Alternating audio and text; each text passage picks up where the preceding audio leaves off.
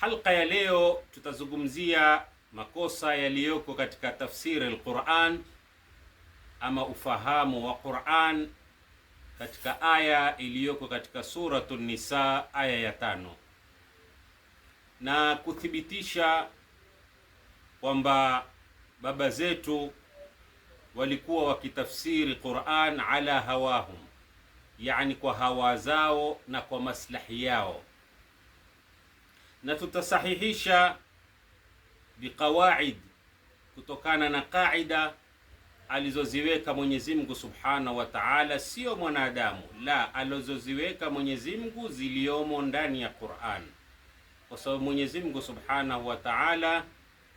ahkama ayatihi. Mwenyezi Mungu Subhanahu wa Ta'ala aya zake ziliomo ndani ya Qur'an ameziweka kwa siyaq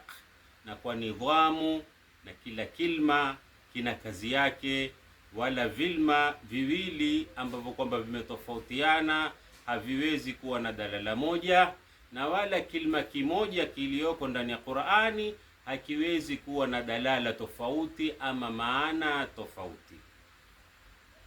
Kwa hivyo leo tutazungumzia aya iliyoko katika Suratun Nisa.